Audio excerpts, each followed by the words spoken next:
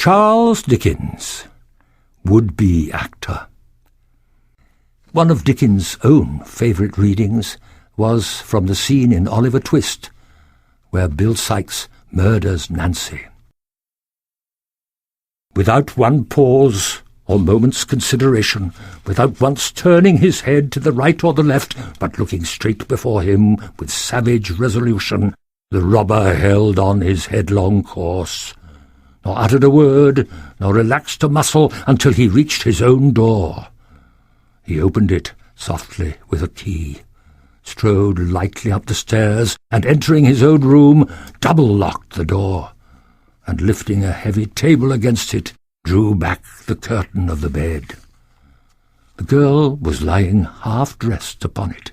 He had roused her from her sleep, but he raised herself with a hurried and startled look.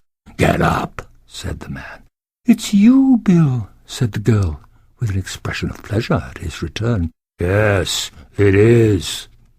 Get up." There was a candle burning, but the man hastily drew it from the candlestick and hurled it under the grate. Seeing the faint light of early day without, the girl rose and undrew the curtain. "No, let it be," said Sykes, thrusting his hand before her. "There's light enough for what I've got to do." "Oh, Bill," said the girl in a low voice of alarm, "Bill, why do you look at me like that?"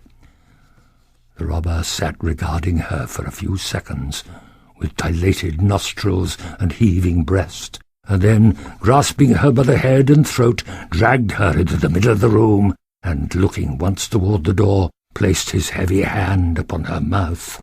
"Oh, Bill, Bill," gasped the girl, speak to me, tell me what I have done." "You know, you she-devil," returned the robber, suppressing his breath. "You will watch tonight. Every word you said was heard."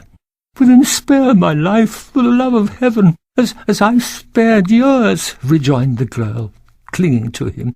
Bill, you cannot have the heart to kill me." He freed one arm and grasped his pistol. The certainty of immediate detection if he fired flashed across his mind even in the midst of his fury, and he beat it twice with all the force he could summon upon the upturned face that almost touched his own. She staggered and fell, nearly blinded with the blood that rained down from a deep gash in her forehead. But raising herself with difficulty on her knees, she drew from her bosom a white handkerchief, and holding it up in her folded hands, as high toward heaven as her feeble strength would allow, she breathed one prayer for mercy to her Maker. It was a ghastly figure to look upon, the murderer staggering backward to the wall, and shutting out the sight with his hand, seized a heavy club and struck her down.